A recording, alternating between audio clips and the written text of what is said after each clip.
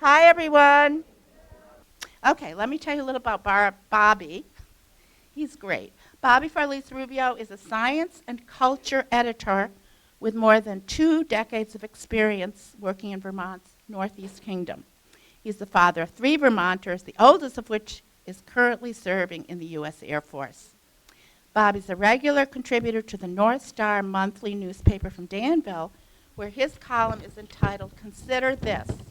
From 2023 to 2025, he served as a state representative in the Vermont House for the District of Caledonia 1, which encompasses the towns of Barnett, Reigate, and Waterford. During the last 3 summers, Bobby has worked as a park ranger at Stillwater, Big Deer, and Sand Lodge State Parks in Groton State Forest, as well as Elmore State Park. For 8 years, he was regularly seen in his monthly Starstruck segments on Channel 3 WCAX's 6:30 p.m. news show, on which he presented the latest happenings in the field of astronomy. During his 18-year tenure at St. Johnsbury's Fairbanks Museum, Bobby was the teacher for the Guinness World Record largest astronomy lesson. Raised in Hialeah, Florida, from Cuban and African-American roots, he's also an avid musician who plays in the local band Tritium Well, as well as his solo musical endeavor, Bobby and the Isotopes. He currently resides in Barnett, Vermont. Please welcome Bobby.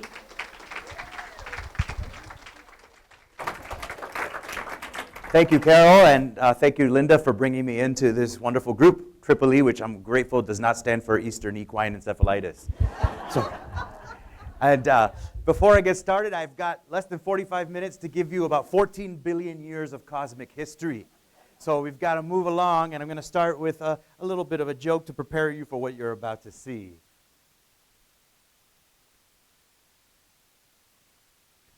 Audio? Uh-oh. I've got it. Let me know if I've got to start over. Oh, I'm mute here. Hold on. My bad. It's my bad. Sorry.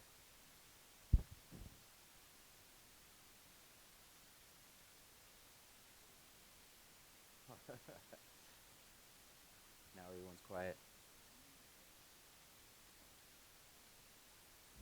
Okay. Why is it making me go through all that? Let's see. Here.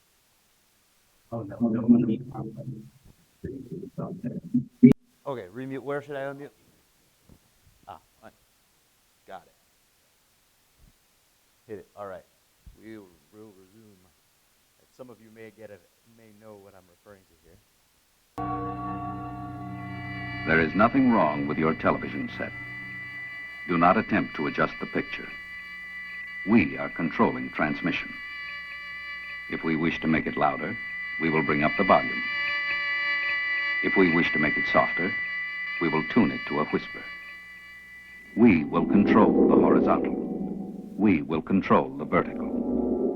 We can roll the image, make it flutter. We can change the focus to a soft blur or sharpen it to crystal clarity. For the next hour, sit quietly and we will control all that you see and hear. We repeat, there is nothing wrong with your television set. You are about to participate in a great adventure. You are about to experience the awe and mystery which reaches from the inner mind to the outer limits.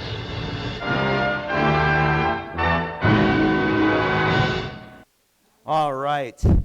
I'm going to hopefully add to your knowledge of the cosmos, but this is going to be weird, all right? This may be a lot more than stars and planets than what you're used to, starting with the entire Big Bang, which I'm going to show you here in a matter of seconds, something that took 14 billion years to occur here, all in a few seconds. So that's it. Good night, everyone. I'm done. So what did we see? We saw a big flash of light and everything came out of one point and expanded. And as the universe continues to expand, we see stars forming, galaxies forming. Don't worry, you don't have to memorize what happened. Here's another sort of pictorial way of depicting that, the timeline that's sort of horizontal here. You can see the beginning of time here. And this is that funny colored layer that we call the cosmic microwave background. It's the oldest light that we can pick up. And it's the reason why when you turn on a radio, you hear it static. When radios were first invented, they didn't think anybody was already broadcasting. should have been silent, except that the universe has been making radio since the beginning of the universe. And when you tuned an old TV to that snow, you're literally looking at the oldest light in the universe. It's radio signals that are directly a result of the Big Bang. It's just noise now. But just think about that. Well, let's look into a picture of this, a real photograph made by the famous Hubble Space Telescope. It's called the Ultra Deep Field, and they picked a spot in the sky where they thought there were no stars or anything of note, like a dark spot where they didn't see anything. They pointed the telescope at it, and if you know photography, they opened the shutter for 30 days, a long exposure. And that is what we found in a spot that had nothing. And so if you get the idea, there's galaxies here, there's galaxies everywhere. There's a few stars in the picture, like one at the top, one right here. And with the Hubble, when you have a picture of a star, it looks like a plus sign. That's because of the frame that holds the mirror, the secondary mirror. It gets in the way of the picture, so it creates these little things. Funny note, if you notice the history of paintings of the stars, you can tell when photography and telescopes were invented because all the painters started adding these little plus signs to their paintings. That's not the star, that's the telescope making that appear. So when you see a new telescope like the Webb Space Telescope, it has more of a hexagon-shaped array because of how it's constructed. It's not the star doing it, it's the telescope leaving its mark on the picture. But ultra deep field, let's zoom in even farther, like taking a small section of that picture and looking in, and there's still more stuff, more galaxies everywhere. And remember, we live in the Milky Way galaxy. Our galaxy contains 200 billion stars. And we now estimate that most of those stars have their own planets. So there's more than 200 billion worlds going around these 200 billion stars. And this is one galaxy. We estimate there's more than 1 trillion galaxies in the universe. So these numbers, you're going to have to use your imagination just to hold the numbers that we're going to be talking about. Those two pictures I just showed you, let's compare them to the size of the full moon that you see once a month in the sky. The first one was this big. The second one was just that big, the extreme deep field. And whenever you're looking at a picture in astronomy, you're looking back in time. So that picture is not a two-dimensional, image. There are things in the foreground, things in the background, and the farther away it is, the longer ago it is. And some of the things in this picture are older than the Earth, meaning they don't look like that anymore. That's what they looked like before the Earth had formed. So let me just show you a sort of a visual reference to help you understand. The big stuff is closer, the small stuff is farther away. That you already knew. But the little stuff is also longer ago. And so some of the stuff in that picture is 9 billion years old. Earth is only 4.5 billion years old. And the stuff in the foreground is the newer stuff that's right now. Now that's the Hubble. The Hubble has been around for decades. And it has been recently, it's not been replaced, but it has been augmented by the presence of a new telescope called the James Webb Space Telescope that launched on Christmas Day in 2021. It's been up there for a while. It's about 1 million miles away, and to fit it inside of a rocket, it had to fly folded up inside of a tube. But unlike the Hubble Space Telescope, which was delivered by the space shuttle, this one is much larger because of the fact that they figured out how to fold it up. And it doesn't have a tube containing all of the guts, so you can see the entire mirror and everything on the outside. Now, this is up in space, 1 million miles away. The bottom of this telescope points towards the Earth. It's got a solar panel and antennas for communicating with us. But the top part of this telescope is forever shaded from the sun. So this big silver sheet made out of mylar, a high-grade version of the same stuff that you see in those balloons you may get for your birthday, those little foil-looking balloons. That mylar is there to shield the telescope from the sun so that this part can stay permanently in the dark and permanently cold. Because this is an infrared telescope, which means it doesn't just see the light that we see with our eyes in the optical spectrum, it also sees heat. So if you want to have a heat vision telescope, you can't let the sun warm it up because then it'll be blind. So the sun has to be kept off of it, and the top part of this is around 400 below zero. And it would be in the dark, but you wouldn't see anything in this picture. And then the bottom side of it, it would be around room temperature with the sun reflecting off of that mylar. So just imagine from one side to the other, you have a difference of more than 470 degrees temperature. So, just to remind you, that's what the Hubble Space Telescope looks like. All the magical stuff is contained inside the tube, so you couldn't see it. But the Webb Space Telescope is this much bigger as far as the mirror. And the mirror is like the size of the eye that the telescope has. So we have a new telescope that's 7 times better than the one that already rewrote all the astronomy books, the Hubble Space Telescope. And we're just starting to get the data. We still haven't had enough time to process everything. But let me just show you a quick comparison. This is the Ring Nebula. This is something you can see in summertime with your backyard telescope. I like to call it the Cheerio, and it's a common target for, budding astronomers. But this is actually what the sun is going to look like several billion years from now when the sun goes out. Don't be sad. I had a kid cry in the planetarium when I first said this one time. I was like, okay, you got to know that you have at least like 5 billion summers left to enjoy this sun before this is going to happen. Don't waste any of your time worrying about this. Still, this is the Hubble's best view, and this is the James Webb Space Telescope's best view of the same object. And you can see that it's just a lot more detail. You see stuff in here like these tendrils of gas that weren't even visible in the other picture. And that is a white dwarf, which is what the core of the sun is going to look like when the sun has shed off all of its layers. A white dwarf, not to get too technical, but that is sort of the remnant of a sun-like star, and it might be mostly carbon that was formed under high pressures and high temperatures, which means that that dot in the center of the picture might be a giant diamond in the sky. Literally, a diamond the size of the Earth. So, there's the Hubble extreme deep field, and that one took 30 days for the Hubble to make.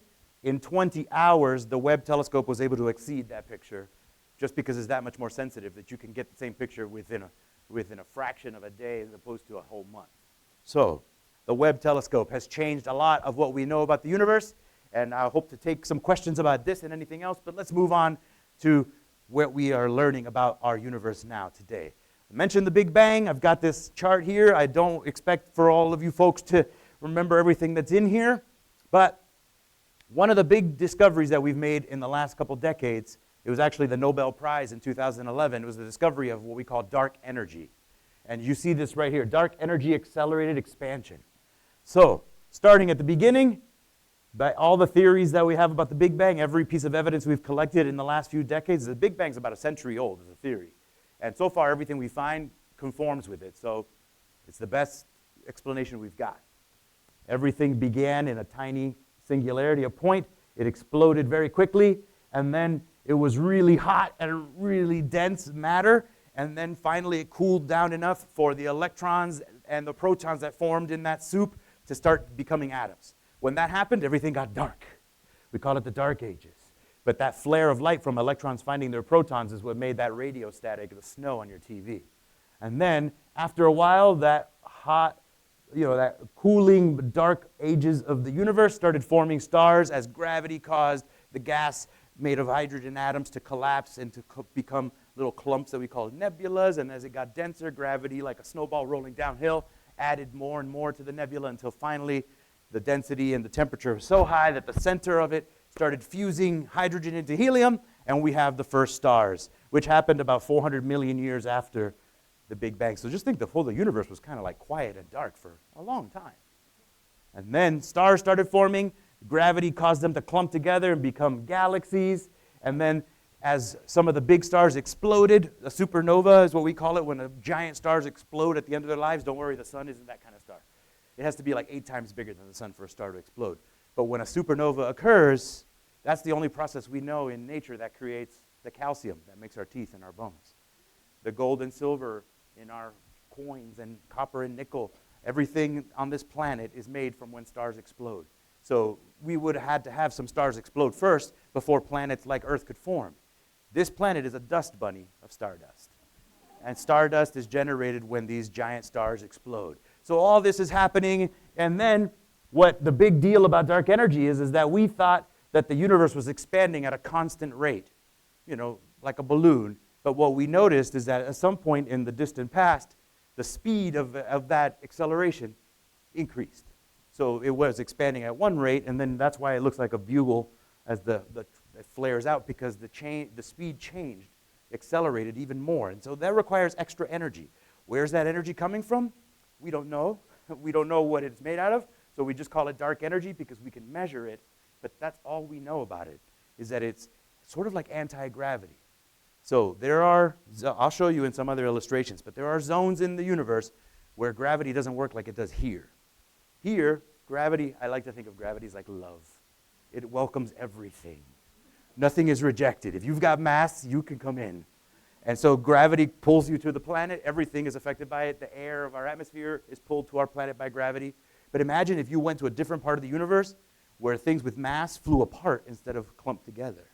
Well, planets and stars couldn't form in that environment. It sort of sounds scary, right? And it turns out that dark energy makes up about 73% of the universe. So we already are lucky and privileged to live in a dark matter zone because our planet and our sun wouldn't be possible in a dark energy zone. So, not to get too technical, this is a similar kind of graph with the Webb Space Telescope looking into the past. But I'm not going to spend too much time on this. I just want to make sure that we understand we're all on the same page. We talk about things like light. So, you've probably heard of light. You probably know that there are forms of light we can see, and then there are forms that we cannot see. Everything on this chart is a form of light. So you've heard of radio waves. They travel at the same speed of light, but we just can't see them. But we obviously learn how to use them for communication. Microwave, Wi-Fi, cell phones. I think it's funny. There's some people who are afraid of using cell phones, but they have a Wi-Fi router in their house. They're using the same form of light. But anyway. Infrared, well, put your hand in front of your forehead and feel the heat coming out of your hand or your head. That feeling of warmth when you have a puppy on your lap or one of your grandkids, that's light. They glow in the infrared. We can't see it, but you sure can feel it. Visible, that's Roy G. Biv, red, orange, yellow, green, blue, indigo, violet, the rainbow, everything that you can see with your eyes. And then ultraviolet, once you get past the violet side of the rainbow, just like less than red, that's what infrared means, more than violet, you get to the stuff that gives you a sunburn, maybe skin cancer, melanoma.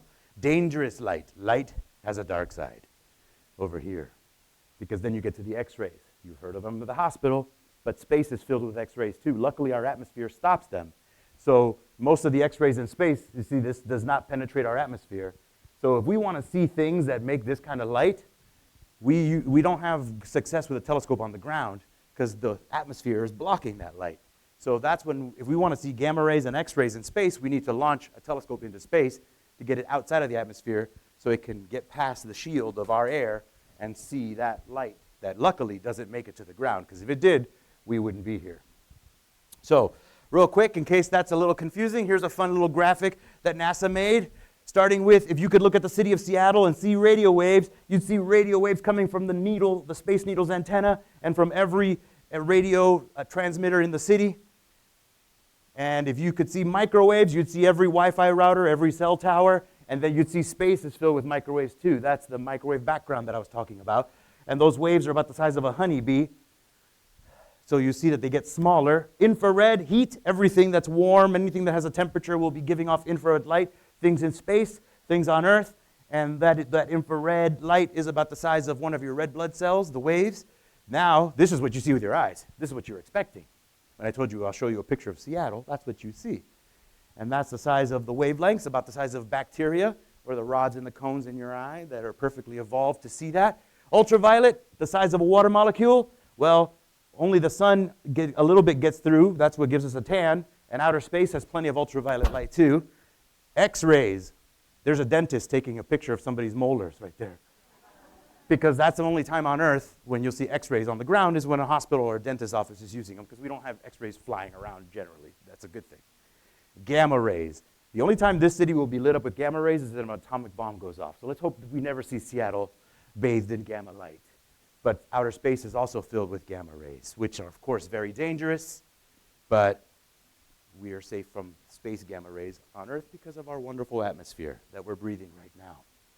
So, what that means for astronomy is when you look at something like this galaxy, the famous Whirlpool galaxy, visible near the Big Dipper, this is what the Hubble, which sees optical, the same as our eyes, would see. But we have other telescopes that see different forms of light, like the Spitzer Space Telescope, named for Lyman Spitzer Jr., who used to live in Shelburne in the summers. This is the heat picture of the same galaxy. And then with the X-ray telescope, Chandra, which is run by Harvard, that is in space. It's a satellite, and that can see X-rays. Notice how very different that galaxy looks. And the X-rays are coming from the very hottest, most active things like exploding stars, neutron stars, supernovas. So here's all three of those lights put together. So with that extra, it's like having superpowers. These telescopes give us the ability to see light that we wouldn't see with our eyes, And it's because of those telescopes that we have a greater understanding. Now let's put in the Webb telescope. There's the Hubble's view of that same galaxy. The Webb is looking at the same thing, but it sees heat and light. It sees optical and infrared. So you can see what a difference that makes. And everything that's warm, like a star, even a star that's not bright enough to see with our telescopes, will be glowing warm. And you can see it, detect more things with this telescope. So let's see. I think it's supposed to be an animation. Let's see.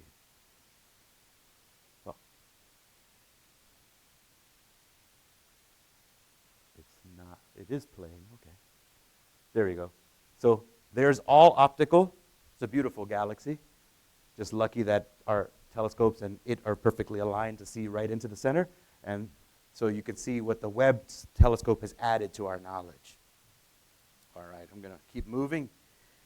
And just a little bit more about that microwave background radiation. I'm going to probably skip through this, but we're talking about that funny yellow and blue layer right here.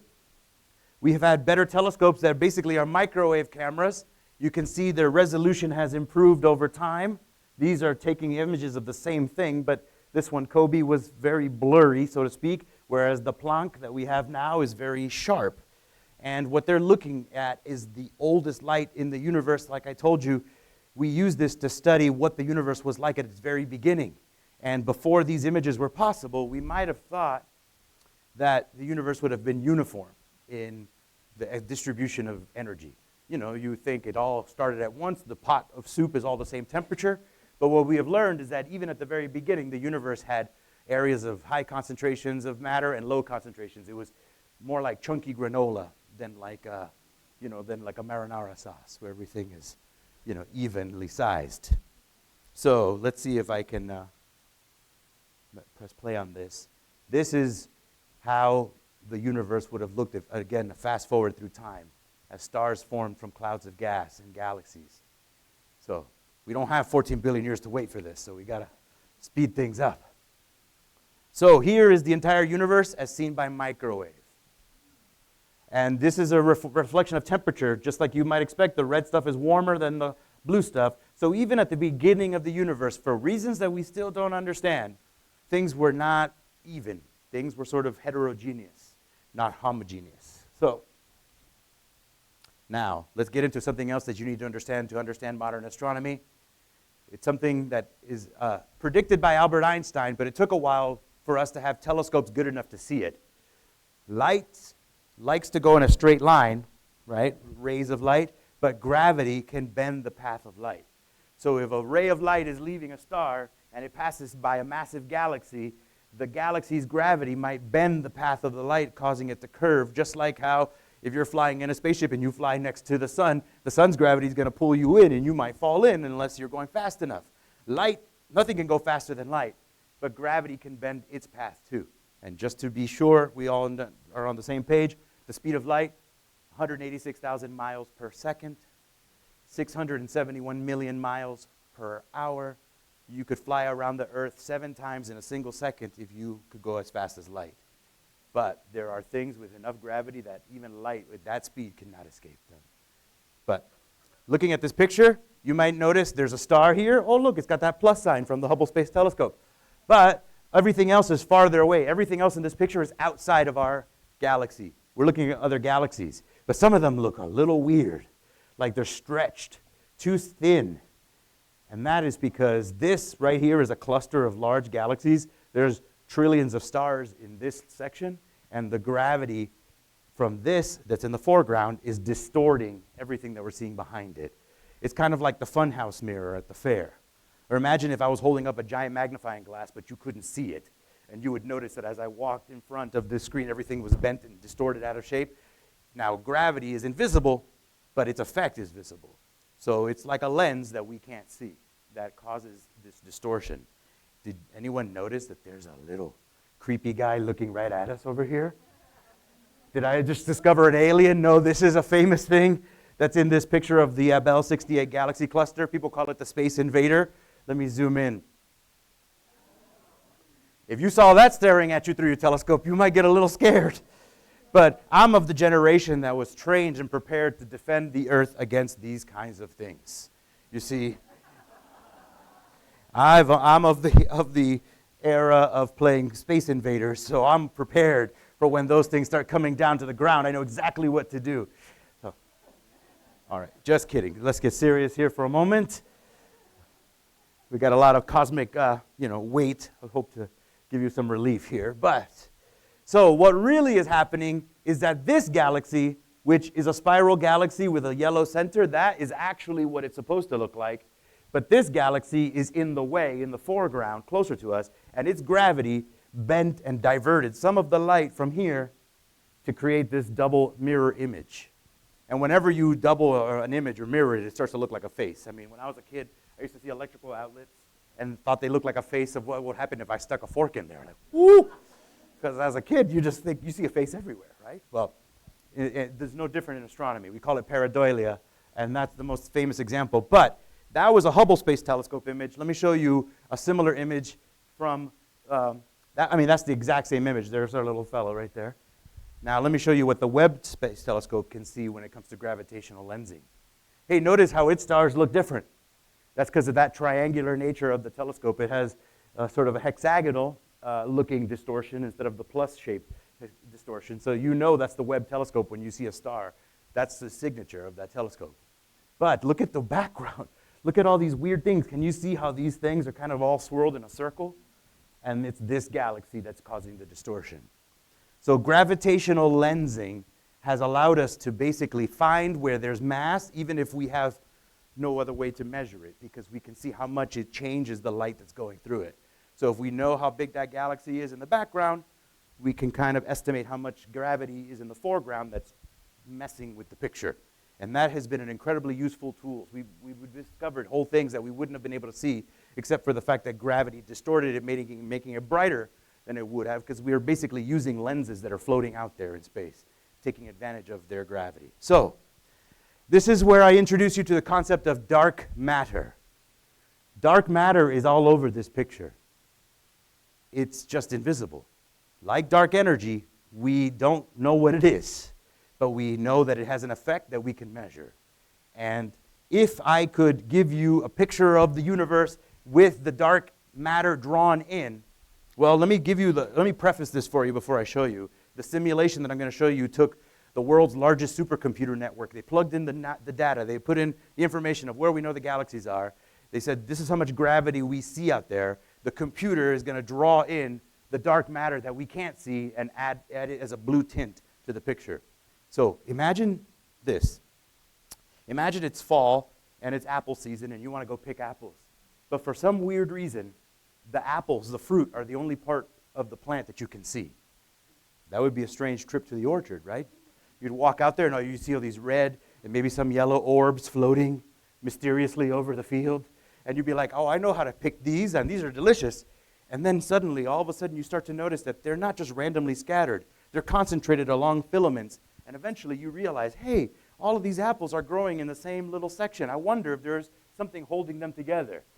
Of course, somebody like Vera Rubin, a famous astronomer from New York, or Fritz Zwicky, one of the best names in astronomy, who's from Switzerland, those two astronomers figured out what we now call dark matter. It's like if Vera Rubin hit you on the head and say, you silly, don't you see there's a tree here? And that's what dark matter is. It is the skeletal structure that supports the things that we can see. What we can see, like stars and galaxies, is about 5% of the universe. So for all these centuries and all these telescopes, from Galileo to now, we've been studying just 5% of what's really there. And only recently did we discover the tree that's holding the apples. So here is the tree. This is a computer simulation of what it would look like if you could see dark matter in a crowded section of the universe. The blue stuff is holding all the little apples, the stars and galaxies together. They are clumped along the branches, but notice that there's big voids where there is nothing glowing. That's the dark energy. So the spaces between the branches are expanding, and the branches are where things can happen like us. So the universe is expanding, but the part that's expanding the most is the part where life and planets and stars are not possible. It's a little bit sad, right? It's like, I always think of The Never-Ending Story. You ever see that movie where they had the nothing? The nothing is dark energy. So let's move along. We got a lot to cover still. So this is what, if you could see dark matter, this is what the beginning of the universe would have looked like. The dark matter would have condensed into the branches, and the branches would have sprouted blossoms and galaxies, or apples, if you want to keep that metaphor. And then you'd see the voids, the dark energy bubbles that are expanding fastest of all. They're adding to the size of the universe growing, but nothing can grow inside of those bubbles that are expanding. So I hope that this is a really complicated topic. If you've figured this all out in the few minutes that I've been talking about it, then you should take over and do the rest of the lecture. But let me just give you the proportions. Here is a cosmic pie chart to make sense of it all for you. 68% dark energy, 27% dark matter, and everything that we have been looking at with telescopes is just 5%. There's even one of the discoverers of the theory of cold dark matter, Joel Premack, who's a professor at University of California in Santa Cruz, actually made a cake recipe to reflect this, where it's a big dark chocolate cake with a little bit of frosting, and then the cherry on top is the visible matter that we see. So you have this giant dark ganache-covered cake. It's all black, and then you're like, that's everything we see. It's a good recipe. You should make it. It would be delicious, the way to consume the universe. So, all right, let's see where we are. Talk about scale. The size of the moon. Back to something more basic than dark energy and dark matter. The size of Mercury. Mars, about half the size. This is our twin sister, about 91% the size of our planet, although the atmosphere covers that surface. And I hope you recognize this one. You're sitting on it. And then we have the gas giants like Neptune, Uranus. Nobody wanted to see Uranus, so they skipped it. But it's the same size as Neptune. Saturn, Jupiter, the biggest planet in the solar system. 1,300 Earths could fit inside of that one, but 1,000,000 Earths could fit inside the sun. And you might say, the sun is big, but the sun is tiny compared to other stars. Like Sirius, the brightest star you see at night. Pollux, one of the Gemini twins' heads, also visible tonight. Arcturus in the Boötes constellation. Aldebaran, also visible tonight in Taurus, the bull. This is Orion's left knee, Rigel, the brightest star of Orion, visible also tonight. You got to go to the southern hemisphere to see the pistol star, but have you seen where the sun is on this? And Antares, that's part of Scorpion, the Scorpion constellation that you can see in the summer. Musiphi and Cepheus the King, visible in the northwest tonight. And in the big dog, Canis Major, there's VY Canis Majoris. We've actually found a couple bigger stars since this, but let's go back to the size of our Earth compared to this sun. Our star would be, that's our planet compared to the size of this star. So let's be glad the sun is a small star, because the big stars are the ones that explode. So we wouldn't be here if the sun was one of the big stars. We're going around the just right size that lasts billions of years. The giant stars last for only tens to hundreds of millions of years. So that means that if the sun were a bigger star, it would have blown up before life on Earth could have even developed. Before our planet might have even formed, it would have been wiped out. So what happens when a star explodes? Well, ask King Heinrich III. We haven't seen something, yeah, they didn't figure out perspective yet in this medieval picture. This was 1054 AD. Art world was a little behind where you see it in the Renaissance. But this is a king who was traveling on, coincidentally, the 4th of July, 1054, so almost 1,000 years ago. And while he was traveling through Tivoli, he saw a second sun appear in the sky.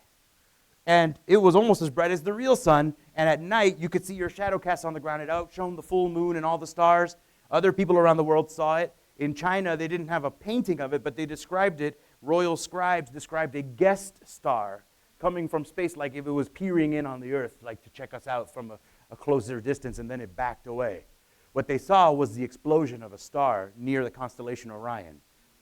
And there's anecdotal evidence that the Anasazi people, this is Chaco Canyon, New Mexico. This is the national park. And the Anasazi people who abandoned this place a little bit after that happened, thought to be because of a drought. This was a city. This was a dome-roofed kiva, sort of like the mall in the middle of town. And you can see all the houses in the background. This ancient city has a petroglyph that seems to represent that same starburst. It's hard to know for sure, but there was a crescent moon in the sky on July 4th, 1054. That we do know. And so this may be a depiction of the exact same thing that this painting is depicting. And so everyone in the world would have been able to see it. But nothing like that has happened in modern history. So trust me, if it was, you wouldn't need me to tell you. You'd know. You'd be outside saying, "What is that?" What happened? was this, a supernova, a star exploding. Let's see if I can put the music on here. Well, that happened. They put some dubstep music on it for some reason. It's not going to have a soundtrack when you're in space. But so that star, its core collapsed, and it shed out most of its guts, and it may have been mostly made out of hydrogen, but when this happened, it created calcium, helium. It also created nickel and copper, and even uranium, and gold, and lead. Everything on the periodic table is created when stars explode like that. So today, we can look at that same exploded star about 1,000 years later, and this is what it looks like. It's the famous Crab Nebula, M1. If you have a telescope, you've probably already looked at this. And this is a time lapse. You can see that the thing is still expanding, and there's something swirling around in the center that's stirring the pot in the middle. This one was a relatively medium-sized exploding star. It wasn't big enough to create a black hole, so what it created instead was a neutron star. And this is, with an X-ray telescope, we can see the core of that exploded star. That's the thing that's spinning around, swirling, stirring the pot that you saw in the other images. With a regular optical telescope, we can't see it because there's too much stuff in the way, too much gas, smoke, you can say, from the explosion. But with X-rays go through everything. You can see your bones with X-rays, right? So you can see that little glowing neutron star. Here's a still image of the same thing, so you can see what it looks like. That thing is spinning about 24 times a second. And that's what causes everything else around it to look like it's being stirred. And it's got these jets of gas. This one is kind of obscured, but this one is pointing in the opposite direction. North and South Pole, it's ejecting matter. This is what a big star collapsed into when the star exploded. And that neutron star would basically fit between Burlington and the Adirondacks. It's actually small. It's only 12 miles wide. But it weighs more than the sun. So these are some of the densest objects. This is the city of San Francisco, happens to be where I was born. They just put that there as a scale comparison. 12 miles wide, but 1.5 times the mass of the sun, spinning, stirring the pot, and we don't really know what these are made out of. But we have a big question mark. But they're mostly made out of neutrons, and just not to get too deep into the chemistry weeds here, you know atoms are made out of protons and electrons. They have a path that goes around, the electron goes around the proton. The most of an atom is empty space between the proton and the electron. If we could make an atom of hydrogen the size of Notre Dame Cathedral, then the proton would be sitting right on the altar the size of a basketball, and the electron would be flying around the flying buttresses on the outside of the cathedral. So all the space between the outer walls and the altar is an empty space inside of an atom, which means that your body is made out of atoms that are mostly empty space.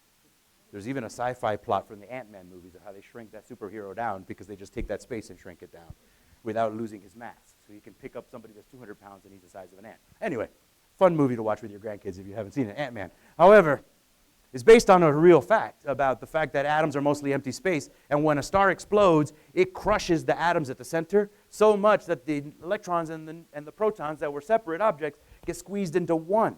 The negative charge of the electron and the positive charge of the proton are canceled out, and we have a neutron. And without any of that empty space, you can pack the matter in more tightly, and that's how you get something that weighs 1.5 times the sun, the size of Lake Champlain. And then we discovered that these things crash into each other sometimes.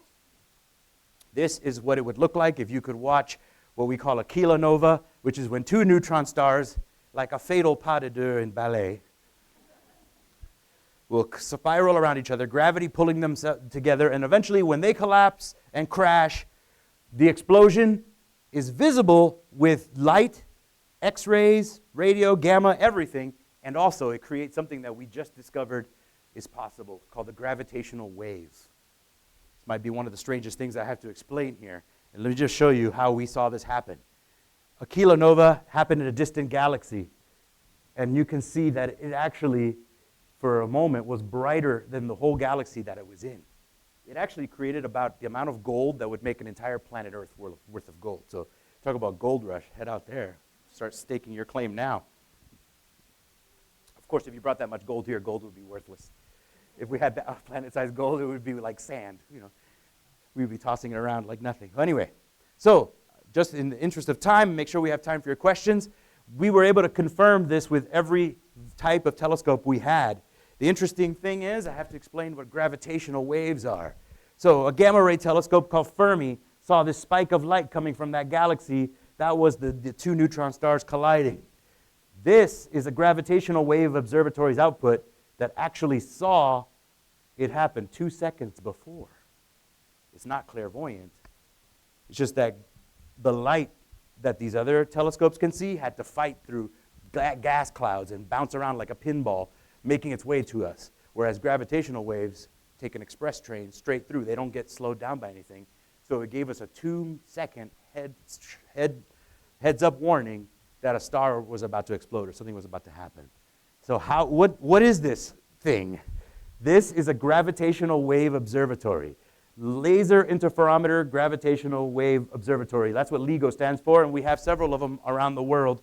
Here's one of the two that the United States operates in Hanford, Washington, at one of our national labs. These hallways are about 1.5 miles long, and there's a laser in here that takes its beam of light, one solitary beam of light, it gets split into 2 sections, and one goes down one hallway, and the other one goes down the other hallway. These hallways are extremely precise in their length, so the light will travel, like think of the waves of light leaving together. They split into 2, they head down the hallway, they hit a mirror, and then they come back to their source where there's a camera. And as long as the 2 hallways are the same length, the light will arrive in sync with its old partner when they get reunited in the camera. But what would cause the 2 hallways to change length? If there was a gravitational wave, something very big like colliding 2 stars were to occur somewhere in the universe, it arrives eventually and it distorts space and time to the point where it actually changes the shape of our planet. It's like if you were sitting on a trampoline blindfolded on the far end. Do you think you'd be able to detect if an elephant jumped on the trampoline on the other end? You don't have to see that to feel it, right? The entire trampoline would reflect that elephant. You would feel the weight. And in a way, the universe, the space-time continuum, is flexible in that way. So when big things crash, we can detect them now. This is a new sense. It's like having a 6th sense in space.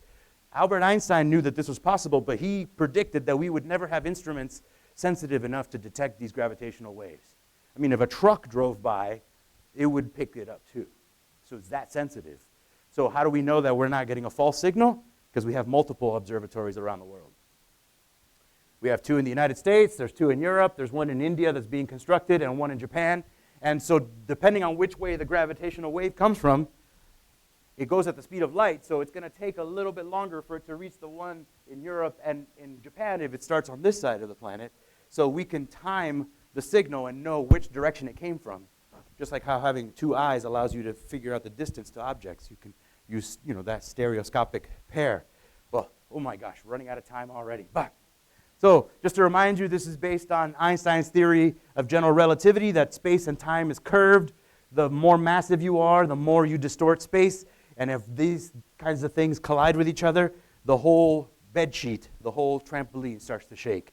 And we have just learned how to read that signal in the last few years. So humans have gained a new sense in space, and adding to all of our other superpowers with our X-ray telescopes, our gamma ray telescopes, radio telescopes, we have learned that the universe is even weirder than we had imagined. So when 2 black holes can orbit each other, that can create a gravitational wave. And this is just that pulse that you see. It would be what a gravitational wave would look like. So skipping right ahead, I'm going to have to wrap it up. Oh, I've got that. That says first image of a black hole. So black holes for 100 years were a quirk of the math on paper. And once again, Albert Einstein also thought that they didn't really exist. He just thought, it's just an anomaly from the math, but they're not going to really exist. Well, now we can see them with radio telescopes. And what's cool is that before we could see them, we had science fiction movies like Interstellar. The folks who made this black hole in a movie won a science award because their visualization was so accurate that when we started getting real images of black holes, their predictions for special effects were right on the money. It's a great movie if you haven't seen it. So black holes are everywhere, including at the center of our galaxy. And, well, this is just to maybe stop here soon just so I can get to questions. This is our neighborhood. We live in the suburbs of the Virgo galaxy cluster. Like, the Milky Way is a member of this galaxy cluster, but look at how dense and packed. That's like Times Square over there, and we're out here in Vermont. You know, we're not quite the density of stars that they have there. And this galaxy in the middle of that cluster, M87, has a tail. We discovered this in the 1920s, so for 100 years we knew that there was something there. And when we follow that tail into the galaxy, we find that it is being generated by that black hole that I told you about. So that black hole is the gravitational glue holding together this giant galaxy. So black holes sound scary, but don't need to fear them. They're literally what makes our galaxy possible. And that image of a black hole was made by an array of radio telescopes spread out throughout the world. Basically, one telescope alone couldn't have done this, but by connecting all these dishes around the world, they were able to make that image. And these are the actual radio telescopes that have seen that black hole. So, just to show you that black holes are nothing to be afraid of, our galaxy is held together by a black hole too. And recently, one of the world's most advanced radio telescopes is in South Africa. It's called the Meerkat, and for appropriate reasons. And it took a mosaic. That's one of hundreds of dishes. They're all scattered out through this field. But that is, if you look towards the center of our galaxy, Sagittarius, the constellation that you see in the summer, that's looking towards the center. Sagittarius A star is this. That's the black hole that holds all of the stars in our galaxy together. It's the pinion around which everything else is orbiting. So here's just some zoomed in pictures. If you could see radio, this is what the direction of Sagittarius would look like in the summer. But we don't see radio waves. But this looks like the Eye of Sauron. The black hole at the center of our galaxy has 4 million times the mass of our sun.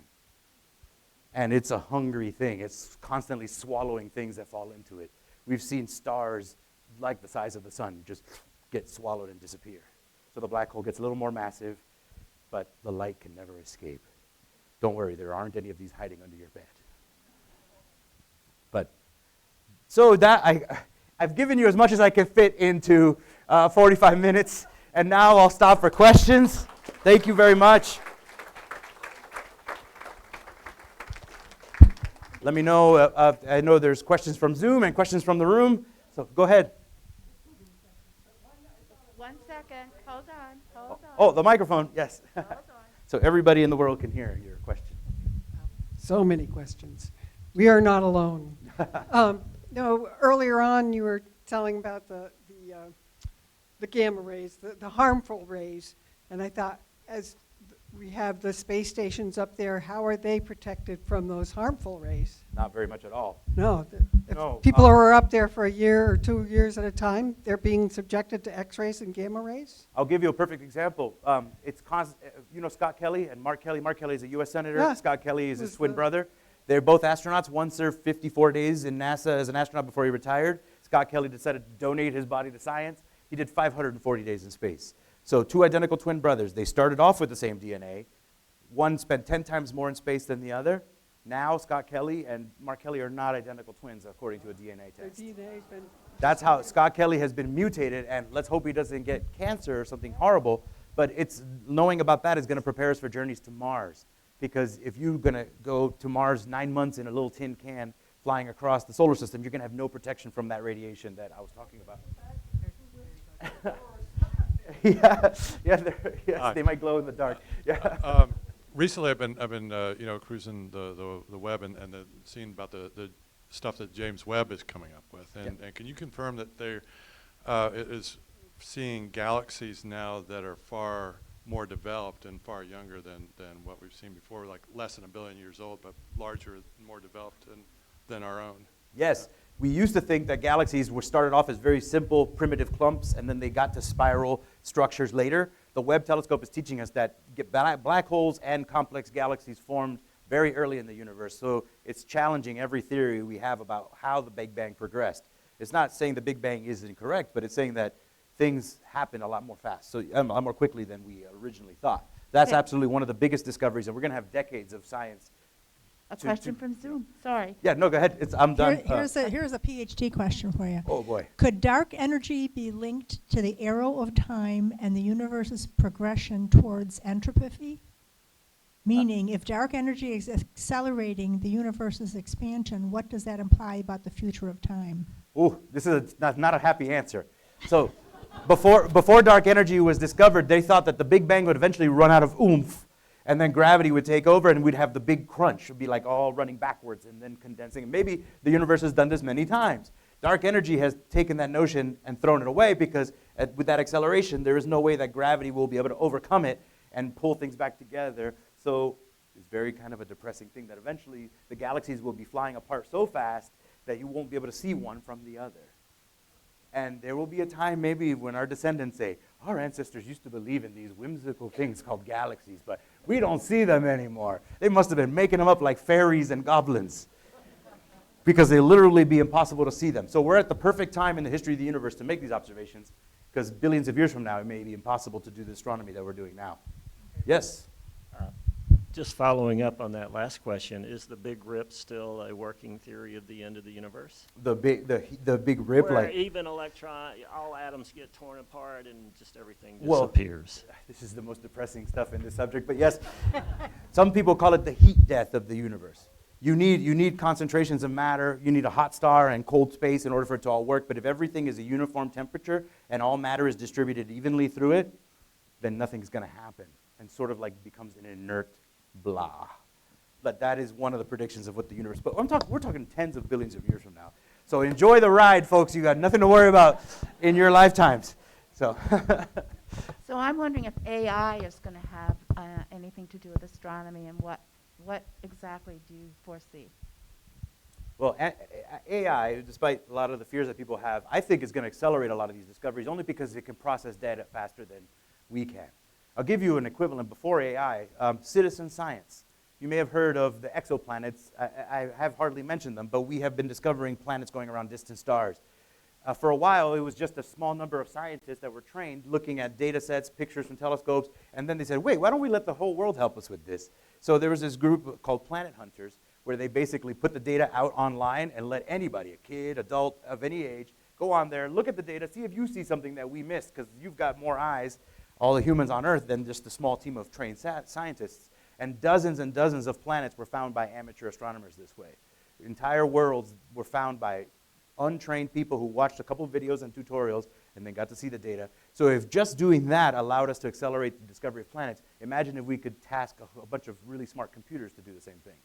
The speed of discovery will increase, but they may also decide to take over. I don't know. That's another story. That's for sci-fi story writers. You're light years ahead of me, literally, many light years. I was curious, a kind of Earth-centric question. In your 1054 nova explosion, contrast its effects, please, as if we had a very large bomb, atomic bomb, hydrogen bomb on the Earth. I mean, the picture you showed brought to mind the idea of a major explosion, and I thought then of a big bomb. And so the effects on the Earth, or conceivably into the cosmos at larger. Well, it would have to be very close for it to hurt us. And none of the stars that we know that are in the category of supernova candidates are close enough to damage us. But if we were close, like if the sun or Proxima Centauri were to do that, it could bombard our planet with gamma rays. It would be like a nuclear explosion in space and we get washed by the fallout. However, if there was a planet going around that star that exploded, it would have been vaporized, within seconds, from the energy coming out of that supernova. So our sun can't do it. There are no stars close enough that would harm us if it did. But one star that could supernova randomly at any moment is Betelgeuse. The right shoulder of Orion, the red star, the second brightest star of Orion. Betelgeuse, by the way, is an Arabic word that means the armpit of the Great One. If you imagine Orion posed like this, you're looking right into his armpit. So that star has been fluctuating in brightness. And it's the red giant type of star, a red hypergiant, the kind of star that does explode. So when telescope astronomers see that it's fluctuating in brightness, they're like, is that about to go off? If it did, well, we would know it actually happened 400 years ago because that star is 400 light years away. So it could have already blown up 399 years ago. and we haven't found out yet. But that happens all the time. It's just been bad luck that it hasn't been visible to the naked eye since 1054. But can you imagine how excited people like me will be if it happens again in our lifetimes? Well, you'll be hearing me running down Route 2, from all across the state. So, Any other questions? You have one? No. Here's a question. Does the Webb telescope have anything to do with the Webbs in Shelburne? no, it's actually named after James Webb, who was the administrator of NASA during the Apollo era. And it's unusual because most of our telescopes are named after scientists. Although he may have been a scientist, he was more of a government bureaucrat, an administrator. But like the Hubble Space Telescope is named after Edwin Hubble, who actually figured out that the universe is actually expanding with and we have things like the Hubble constant named after him. But yes, nothing to do with the Webbs in Shelburne. Anyone else? Okay, hold on. I have a theory in my head that a black hole keeps attracting more and more stuff and keeps getting more and more condensed, and when it gets so it can't take in any more, then it explodes and becomes a supernova. Well, and that's what the Big Bang is. It's a black hole that exploded. What do you think? Well, you're close to a lot of the theories that we call the multiverse concept, which is where is this matter going? If eventually it does, it could be creating another universe in a different dimension that we can't access. I mean, there's whole entire sci-fi plots, Wrinkle in Time of Madeline Angle, or Deep Space Nine. You ever watched that old Star Trek show where they had the wormhole? That people used to think that could be like a black hole could be a tunnel that leads you to another dimension. But what we really think is most likely is that a black hole is like a neutron star, except the gravity is so intense that light cannot escape it. So it would look like a neutron star, except that we can't see light coming off the surface because 671 million miles an hour is still too slow, and the gravity of the black hole brings it back down. But here's the problem. We'll never know, because unless we have information that can travel faster than light, anything we send into a black hole will vanish, and it will not be able to transmit any data out to us. So it could be, as one of the videos I have that I show kids, it could be lead us to a universe filled with space potatoes and unicorns, for all we know. Anything is as good as anybody's guess, because once we have no information, it's all speculative. But what you're talking about has been considered, the idea of multiverses. And a black hole could be a portal to one of those other universes, yes. But with no way to prove that. So that's the problem in science. If you don't have a way to get data, then it's just speculation. So I heard somebody's chirp go off, so I know it's time. This is great. Thank you so much. My pleasure. Thank you all. And I'll stick around for a little while if any of you have more questions. I know the official time is up, but I'm not in a hurry. So if you, I've got a whole 14 billion years left of time.